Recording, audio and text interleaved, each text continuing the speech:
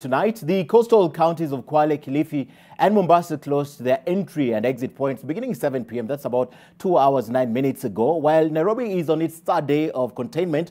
Eunice, how is this working out here in the metropolitan area? Obey the curfew, stay indoors and do not go outside the Nairobi metropolis.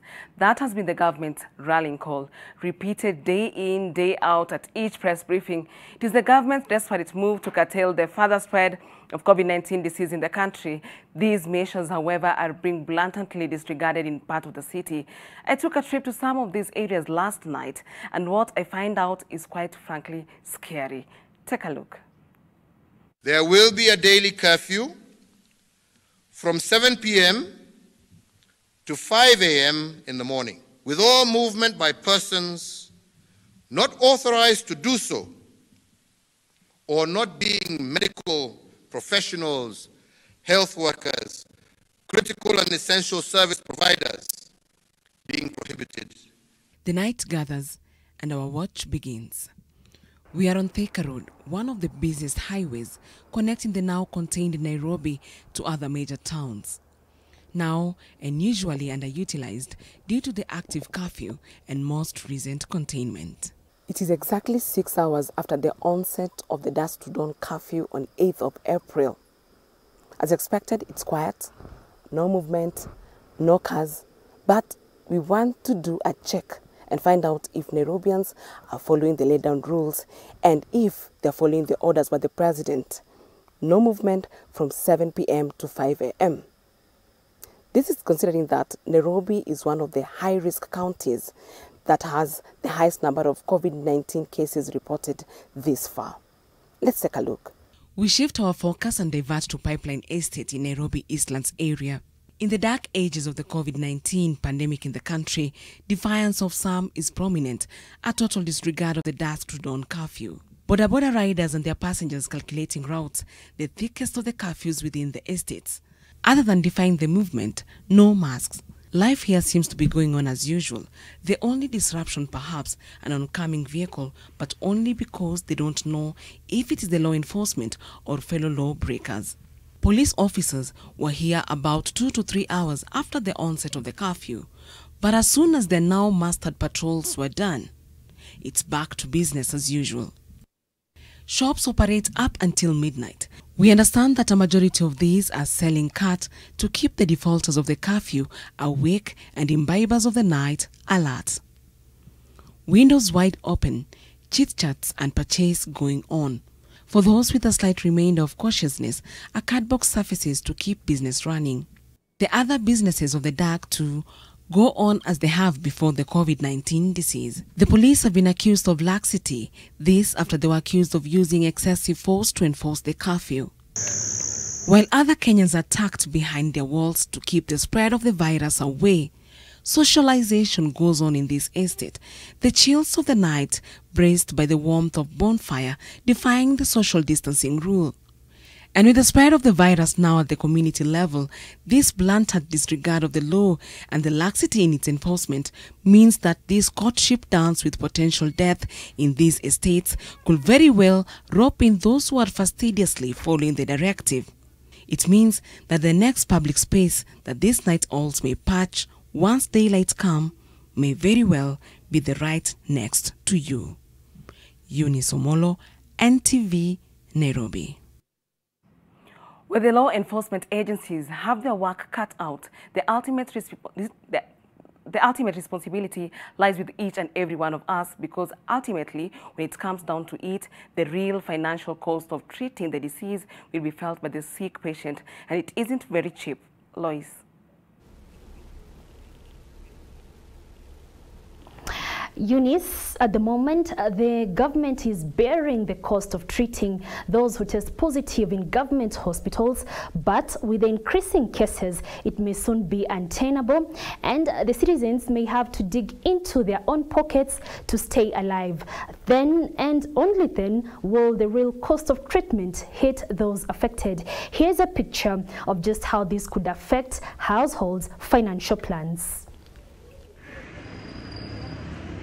The journey to coronavirus treatment begins at testing. The government has identified 2 criteria to identify those who qualify for testing. 1. A possible case can be suspected if one presents with coronavirus symptoms, which include a cough, fever, tiredness, difficulty in breathing, or history of travel to coronavirus hotspots. Those who've come contact with a COVID-19 patient are also eligible for testing. The first cost incurred is to transport the suspect case from their home to a quarantine facility. Procedurally, a suspect case is picked and transported to a quarantine facility using an ambulance. Medics say this will cost a patient between 3,000 to 5,000 Kenyan shillings if using an ambulance from a private hospital. This cost is shouldered by the government if the patient will use an ambulance from a public hospital. Now, an ambulance is not just a vehicle. It comes together with certain supportive equipment and personnel that make it effective for use. For example, if you're using a road ambulance, you'd like there to be paramedics. These are specially trained healthcare personnel. So the cost altogether for this, if you look at very many private actors within the healthcare industry, ambulances can charge anything between 3,500 for a public sector ambulance to upwards of 15,000 to 20 shillings, depending on the distance, for private sector ambulance. At quarantine facilities, it is mandatory to test all the suspect cases. Only yesterday, CS Health Mutahi Kagwe announced that the government can now afford mass testing for COVID-19 thanks to a new technology at KEMRI. These will see Kenya move to 35,000 tests a day from 600 tests a day previously.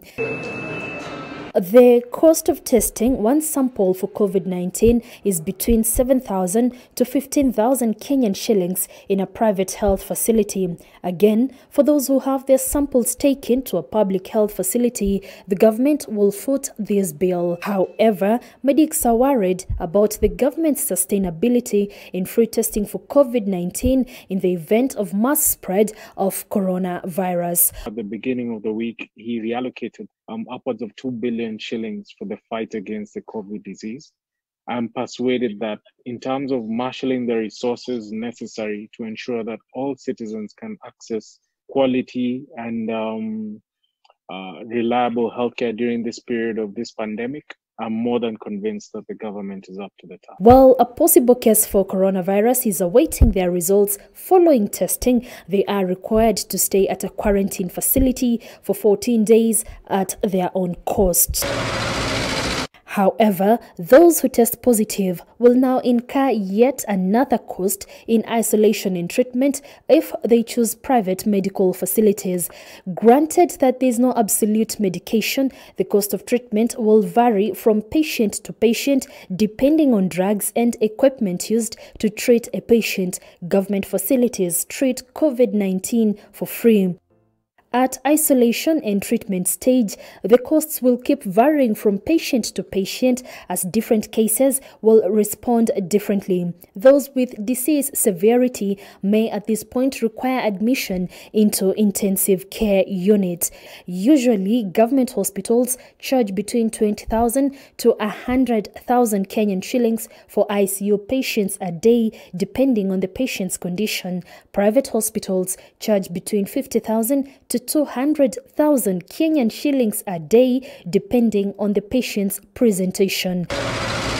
According to the Insurance Regulatory Authority, licensed insurance companies under their umbrella had indicated they will support their clients in the wake of COVID-19.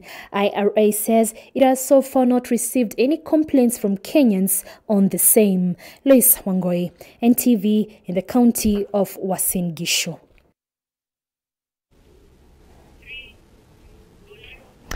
And this situation could get here sooner than later. The government is now ready to carry out mass testing, targeting at least 35,000 cases every day.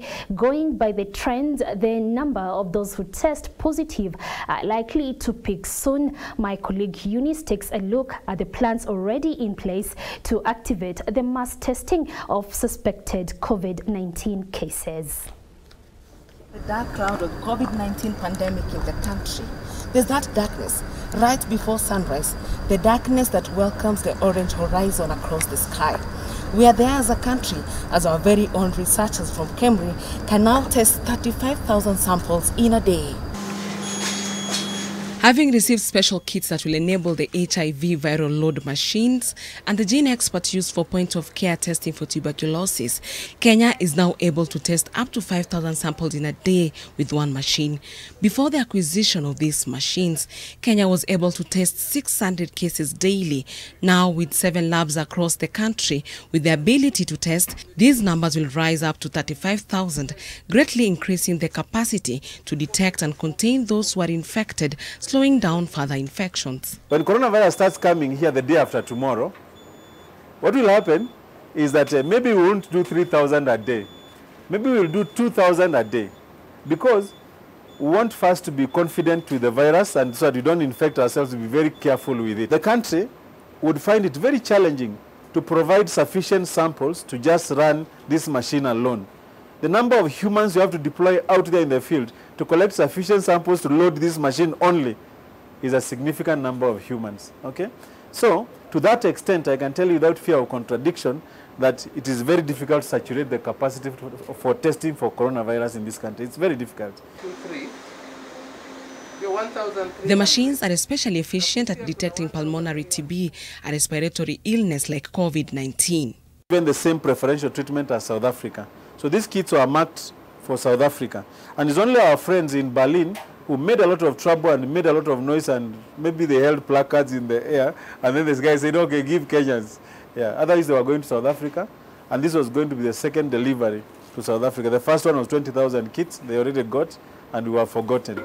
For the machines to switch from HIV and TB tests to COVID-19, the government had ordered over 100,000 special kits from Switzerland with the support from the World Health Organization, Emergency Response Center and the World Bank.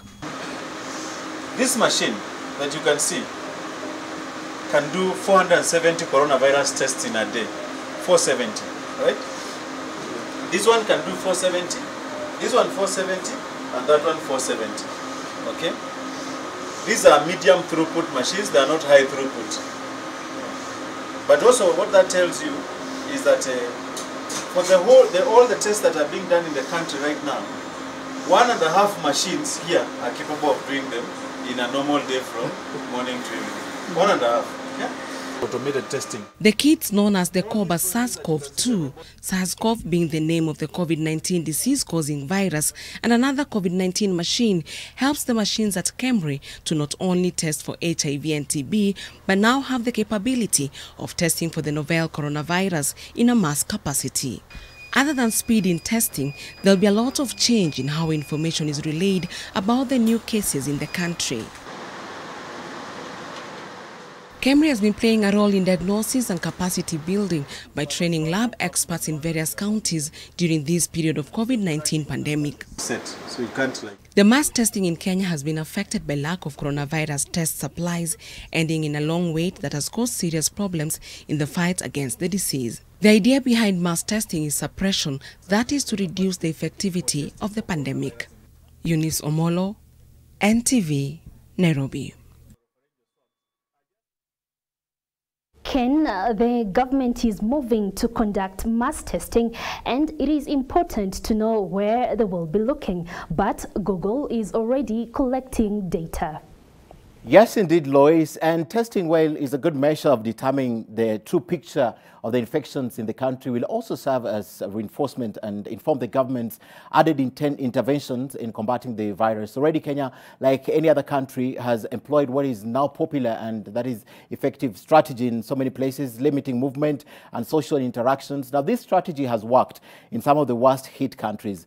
in the country like Kenya, my colleague Eunice Omolo found out early in that story and is still facing compliance challenges that, notwithstanding, Google Maps' latest data in Kenya shows a significant change in the movement behavior of its people. And let's begin with that now.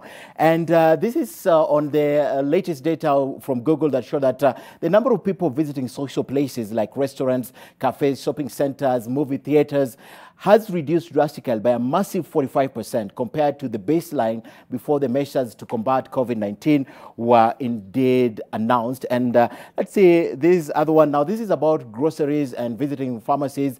Now, the visits to such places, including grocery markets, food warehouses, farmers markets, food shops, drugstores and pharmacies have recorded a 33% drop, as is indicated by that data collected by Google. And now let's take a look at your movements. And the movements have also been monitored and registered a drop at public transport hubs such as bus stations and train stations. A 39% drop was recorded, even as the government advised you to avoid unnecessary travel in and out of your houses. And let's look at transit stations now. The directive to have those who can work from home seems to have had some measure of success in that implementation. Now, movements into places of work has also drastically reduced by about 22%, according to that data that was collected. Now, that's what we talked about.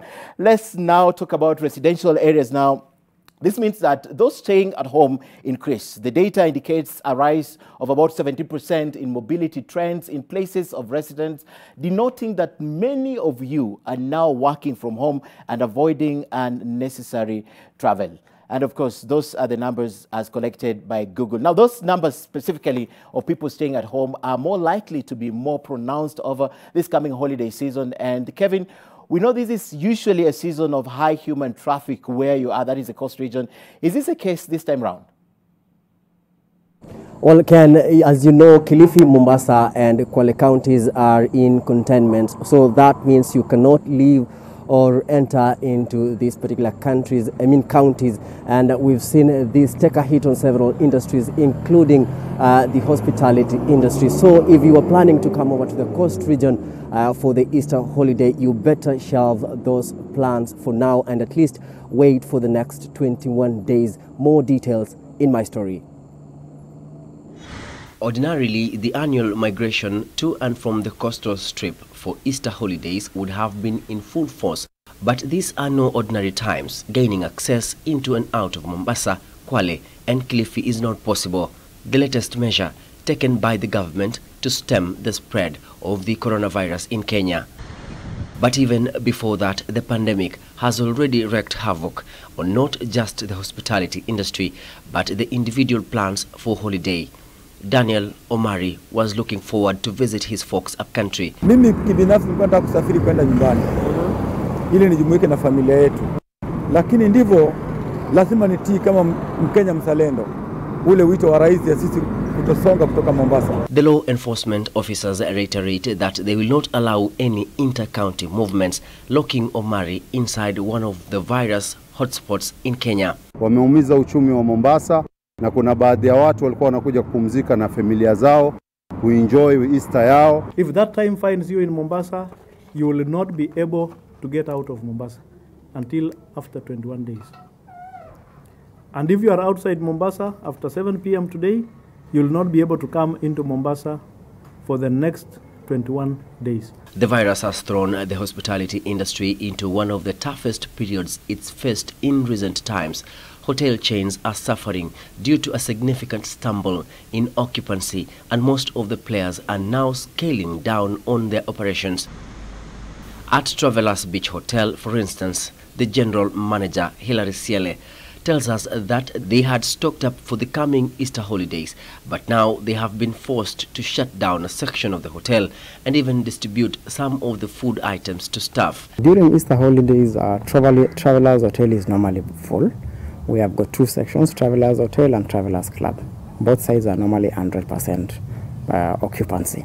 We will be talking now about spillovers, where we're going to do our overbookings. So, but currently it's absolutely the opposite. Beach operators and other industry players who had planned for the Easter holidays will have to bear with the situation or even prepare for the worst if the numbers of the deadly virus get to unprecedented levels. Tourism iko chini na inaendelea kwenda chini. Kutoka South Coast mpaka Lamu, mahoteli zinaumia, mahoteli zinafunga. Watu wanapelekwa kwa leave, both forced leave, both unpaid leave na both leave inaendelea. The limitation of movement has thrown holiday makers into the spin, and also reeling from the effects of COVID-19 is the education sector and specifically the school calendar. My colleague Sharon Baranga is on the other side to shed more light on that. Sharon. Kevin, the Easter holidays isn't the only schedule disrupted by the pandemic. It's now been 3 weeks since schools were closed in the wake of the pandemic landing in Kenya. Exam time has come and gone with no activity officially on the school calendar, and schools are heading to what would have been the close of the first term. Will the schedule recover the aftershocks of the pandemic? I spoke to a few stakeholders, and here is what they had to say. It is 21 days and counting of school-going children being home in line with the measures to contain the coronavirus spread. Parents are coming to the end of their wits, running out of ideas on how to deal not only with the disruption of their own plans, but the school calendar, which has always been predictable. Ideally, families would have been readying themselves for the holidays after the children in schools finished sitting for their end-term exams and assessments. Those plans were thrown out of the window with the coming of the coronavirus into Kenya and the closure of schools. One has to quote President Nana Akufo-Addo that if you ask me how to revive an economy, I can have a formula. But if you ask me to bring people back to life, I have no formula. The first cardinal responsibility of any responsible government is to protect its citizens. And that's what government is doing. Because when our people are healthy, when our people are safe, we can do anything. We can decide to postpone exams. In an effort to try help learners, the government introduced educational programs currently running in the media, as parents are encouraged to take over and help their children learn. Some schools have gone a step ahead and introduced e-learning. When we load education or important services such as education onto technology platforms, then if we are not very careful, what happens is that you will end up excavating the inequalities. So you have to think of technologies that reach many more people. And if you look at studies that have been conducted, one of the digital platforms that has been realized to be available is the radio. So radio will perhaps provide a bigger opportunity. Amos Kaburu, an education expert, says the indefinite stay of learners at home might have consequences in future. It's very easy to see the crisis in health compared to see the crisis in education. And a crisis in education has a lifetime impact. Because if, for instance, children are unable to read, they live with these consequences and for all their life. Second term is expected to run from 4th May to 7th August. Third term is expected to start from 31st August to 30th October. The end of third term ushers in a new phase, that of national examinations for candidates in primary and secondary schools, who should be covering a syllabus for an examination that has already been set. I think this is going to fundamentally shake how we have delivered, how we've thought, how we've packaged, and how we have delivered education to a large extent. The Kenya Union of Post-Primary Education Teachers, KUPPET, wants the Ministry of Health to provide for the upkeep of the quarantined persons in schools in terms of bedding, food, and other essentials. KUPPET also wants the Ministry of Health to fumigate the institutions and sterilize all facilities in the schools used by people who would have been quarantined there. Beyond the sanitary conditions of the school's infrastructure, there are more fundamental issues that stakeholders are grappling with. For instance, what happens to the school calendar once the pandemic is past? How will the learners recover lost instruction time? What happens to the school fees that had already been committed to the schools? Will the country's national examinations be affected? Answers that only the Ministry of Education can give guidance on. Sharon Baranga, NTV. The shocks to the established schedules go beyond the classroom, Julians. The country's financial planning is also in the grips of this pandemic. What does this mean for the next financial year?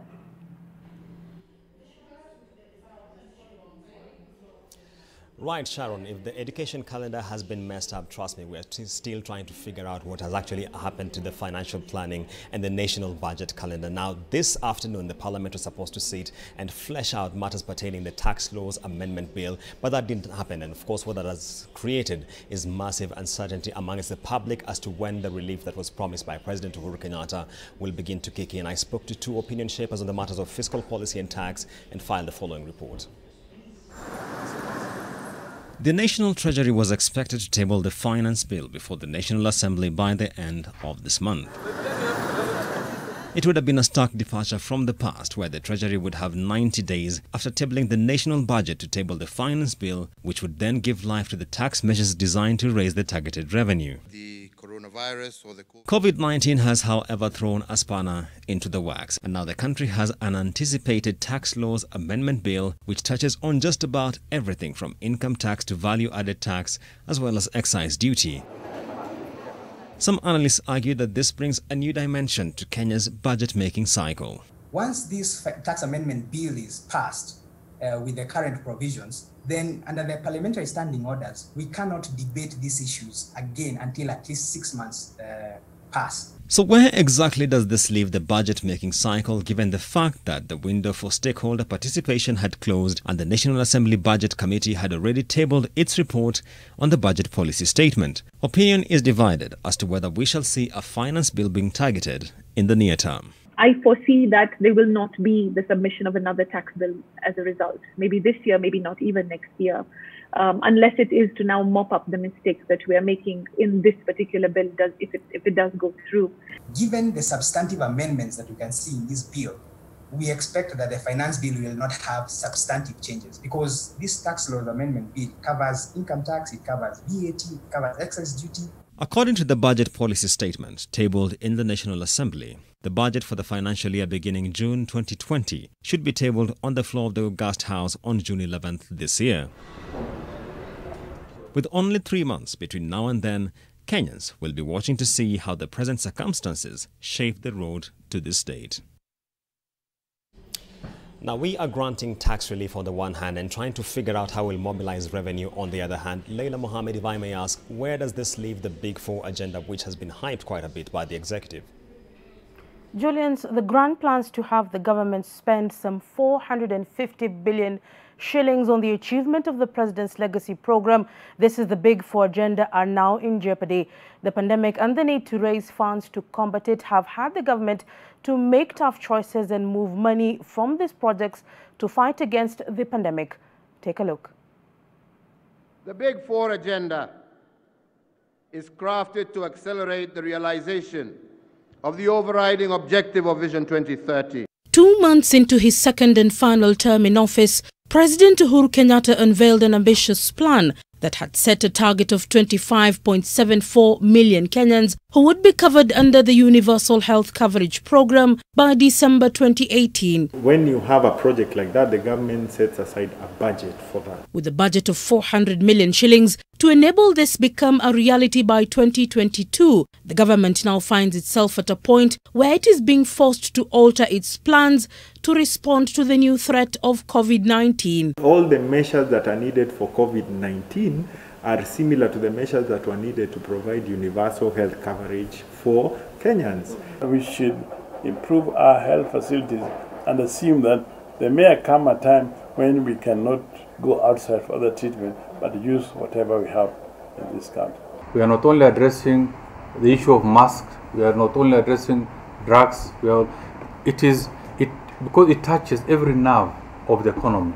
While the other three agendas seem to be taking a hit from the COVID pandemic, manufacturing is emerging as the unlikely beneficiary of this crisis.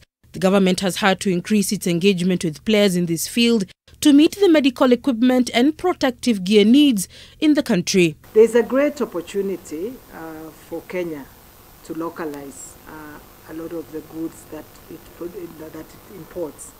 That opportunity is not just because of the local market here, but also because of the regional market. But while medical professionals are fighting a global health pandemic, environmental, climate and agriculture experts are bracing themselves for a possible food insecurity situation caused by a second swarm of desert locusts expected to ravage the country in a few weeks. We were preparing to submit a supplementary bill in the course of the week, but we're still waiting for a signal from Parliament. The current crisis facing the country are forcing President Uhuru Kenyatta to go back to the drawing board and play around with figures to be able to finance that important project. However, experts now say that this provides a proper learning curve for the government to be able to budget for the Big Four agenda going forward. And moving forward, it's clear that our revenue streams are going to shrink. But how much, we're still studying. Leila Mohammed, NTV. Now, while the Big Four agenda registers mixed fortunes during these uncertain times, our news editor Watson Karuma tells us of yet another sector that has not been left untouched by the COVID-19 pandemic that's sweeping through much of the world. The injuries here are perhaps the worst as seasons come to a halt and the futures remain in limbo. Here in Kenya, many have been affected, and as well as Liverpool in the UK, whose title reasons are now under a pandemic. It feels like a red card, but it's more than a 2 or 3 match ban. It sounds like a team or athletes failing to qualify for competition. Only that it is all the clubs and all the athletes sitting this one out. Athletes have closed camps as footballers stay home, away from what they most enjoy doing. The COVID-19 pandemic has brought the world of sports to its knees. KPL is not in unfamiliar territory. The league has previously suffered numerous unwarranted breaks due to leadership wrangles, but even by its own standards, this is a different ballgame altogether. The last couple of weeks have been very, very tough. Things have escalated pretty quickly. You just have to sit and wait. Wait until when? We never know. The 2019-2020 Kenyan Premier League season stands indefinitely suspended. Before the first case was reported last month, Gor Mahia had beaten AFC Leopards in the Mashemeji Derby to extend the lead atop the standings on 54 points. AFC Leopards coach Anthony Kimani acknowledges the trying times the world is currently going through.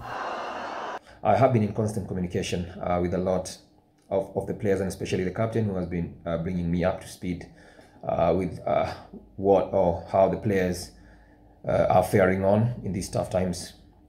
Our fitness trainer came up with a program for the players to train and ensure that they don't slide into a sedentary lifestyle while at home.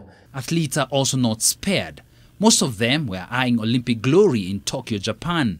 The biggest event this year, the Olympic Games in Tokyo, Japan, will now take place next year. I don't think next year is so far, so I'm just training. I'm still focused. I'm now training at home and training alone and staying at home with my family. It has been a hard time in side of athletics because all races have been cancelled. I finished Tokyo Marathon this year. My next race was to run Olympic, at least to keep your body fit, to keep your body to know that you are still an athlete. Kenya was also set to host the IAAF World Under-20 Championships, which were scheduled for the 7th to the 12th of July. Preparations were already in top gear. The event has since been postponed. The return Safari Rally event to the World Rally Championships is also in limbo despite Kenya's huge financial investment into the event. The dust will settle at some point. The COVID-19 pandemic will come to an end soon, hopefully. For a year that had such great promise, sports personalities and fans alike have to endure the agonizing wait for it to get better sooner rather than later. For now, It is files and files of old footage for us sports journalists.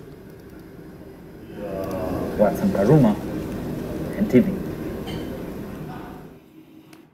Interesting, Watson Karuma there. The pandemic's effects are also being felt across the border. In Uganda, the country's leadership has been putting its foot down as it enforces the prevention measures. Raymond Mujuni, good evening this very cold evening here in Nairobi. Uganda did this very earlier than Nairobi. How differently are they doing in their fight against this COVID-19 pandemic? All right, thank you so much, Leila. Of course, Kenya's cases are much higher than those of Uganda, but the terms that are being taken here are even much more than the ones in Kenya. I understand now from the presidential address that tighter restrictions have been placed on public exercising, which has now been banned, and also movement of motorcycles has also been banned. But also, the government has stepped up its relief of food items being given to the 8th day of a complete lockdown in Uganda. The streets are empty, the shops are closed, and the army and police are patrolling and keeping roadblocks. Uganda now has 52 confirmed cases of COVID-19, majority of them carried from the United Arab Emirates. All of them, the Ministry of Health says, are stable and still undergoing treatment at 3 hospitals. But the more worrying numbers are those out of jobs and livelihoods. Uganda has a robust informal economy that relies on their small businesses to make ends meet. With a total lockdown, many are being pushed into dire situations. A hurriedly organized relief food distribution has been staged by government. Over the next weeks, it is hoped that over 1.5 million people in the city and its suburbs will be reached.